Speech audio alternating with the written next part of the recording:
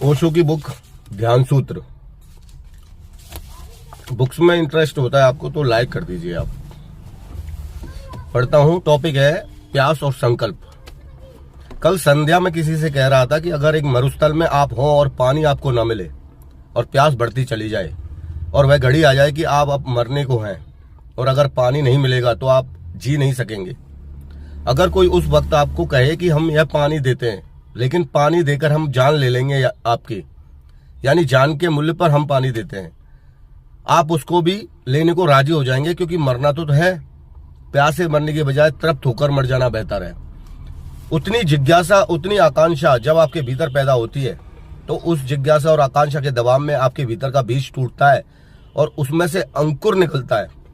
बीज ऐसे ही नहीं टूट जाते, उनको दबाव चाहिए, उनको बहुत दबाव चाहिए, बहुत उत्पाद चाहिए, तब उनकी शक्त खोल टूटती है और उसके भीतर से कोमल पौधे का जन्म होता है।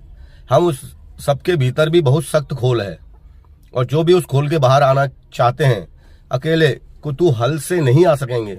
इसलिए स्मरण रखें, जो मात्र कुतूहल से इकट्ठे हुए हैं वे मात्र कुतूहल को लेकर वापस लौट जाएंगे, उनके लिए कुछ भी नहीं हो सकेगा। जो दर्शक की भांति इकट्ठे हुए हैं वे दर्शक की भांति ही वापस लौट जाएंगे, उनके लिए कुछ भी नहीं हो सकेगा। इसलिए प्रत्येक अपने भीतर पहले तो यह ख्याल कर लें उसमें प्यास है कि नहीं। प्रत्येक अपने भीतर यह विचार कर ले वह प्यासा है, इसे बहुत स्पष्ट रूप से अनुभव कर ले वह सच में परमात्मा में उत्सुक है कि नहीं, उसकी कोई उत्सुकता है सत्य को, शांति को, आनंद को उपलब्ध करने के लिए कि नहीं।